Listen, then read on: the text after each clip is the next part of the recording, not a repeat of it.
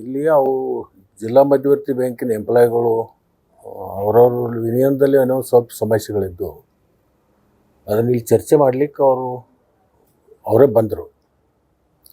ನಮ್ಮ ಮಧ್ಯದಲ್ಲಿ ಕೆಲವೊಂದು ಭಿನ್ನಾಭಿಪ್ರಾಯಗಳು ಬರ್ತಾಯಿದ್ದಾವೆ. ವಿನಿಯನದಲ್ಲಿ ಅಧ್ಯಕ್ಷರು ನಮಗೆ ಹಣ ಕೊಡಬೇಕು ಅಂತ ಹೇಳಿ ಕೇಸಿಂದ ಒತ್ತಾಯ ಆಗ್ತಾ ಇರೋದು. ಈ ವಿಷಯ ನಮ್ಮ ಮಧ್ಯದಲ್ಲಿ ಚರ್ಚೆ ಮಾಡ್ತಕ್ಕಂಥದ್ದಲ್ಲ, ನೀವು ಹೊರಗಡೆ ನಿಂತ್ಕೊಂಡು ನಿಮ್ಮದು ನೀವು ಮಾಡ್ಕೋಬೇಕು ಅಂತಂದು ಇಷ್ಟು ಚರ್ಚೆ ಮಾಡಿದ್ರು ಅವರು. ನಾನು ಹೇಳಿ ಕಳಿಸಿದೆ, ನಿಮ್ಮಲ್ಲಿ ಏನು ಭಿನ್ನಾಭಿಪ್ರಾಯ ಇದ್ದಾವೋ ಅದನ್ನು ನಿಮ್ಮಲ್ಲೇ ಬಗೆಹರಿಸ್ಕೊಡ್ರಿ ಅಂತ ಹೇಳಿದೆ ನಾನು.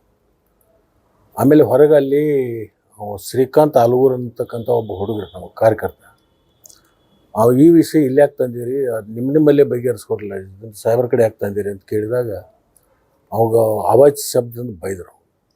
ಯಾರಿಗೂ ಶ್ರೀಕಾಂತ್ ಆಲೂರು ಅವಾಗ ಜಾತಿ ನಿಂದನೆಯೂ ಮಾಡಿದರು.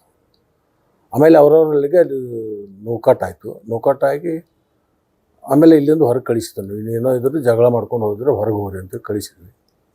ಶ್ರೀಕಾಂತ್ ಆಲೂರ್ಗೆ ಮತ್ತು ಅವರಿಗೆ ಆಗಿರ್ತಕ್ಕಂಥದ್ದು ಅದು ವಕವಾದ. ಅವನಿಗೆ ಅವಾಚ್ಯ ಶಬ್ದದಿಂದ ಬೈತಾ ಇದ್ದ.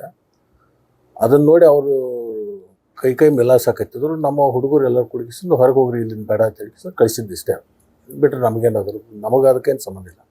ಅವ್ರು ಯಾರಿಗಾರು ರಾಜಕೀಯ ಮುಖಂಡರು ಅವ್ರಿಗೆ ಹೇಳಿ ಕಳಿಸಿರ್ಬೇಕು ಹಂಗೆ ಈ ಥರ ಮಾಡು ಅಂತೇಳಿ. ಪ್ರಚಾರಗಳು ಮಾಡ್ತಕ್ಕಂಥ ಸ್ವಾಭಾವಿಕ ಅಲ್ಲ. ಈಗ ಅರ್ಧ ಅವಧಿ ಆಗೈತೆ, ಮುಂದಿನ ಅರ್ಧ ಅವಧಿ ಒಳಗೆ ಇಂಥವೆಲ್ಲ ನಡೀತಿರ್ತಾವೆ. ಅದನ್ನೆಲ್ಲ ಪೇತು ಹೊಡಿದು ಇಲ್ಲೇ ಅದು ನಮ್ಮ ತಾಲೂಕದಾಗ ಆಗಿರ್ತಕ್ಕಂಥದ್ದು ಸ್ವಾಭಾವಿಕ. ಯಾರಾದರೂ ಅದ್ರದ್ದು ಹೂಡಿರಬೇಕು, ಅದ್ರದ್ದು ಮುಂದೆ ತನಿಖೆ ಆದಮೇಲೆ ಗೊತ್ತಾಗ್ತದೆ. ತೆಗಿತೀವಿ ಅದನ್ನು ಏನಾದ್ರು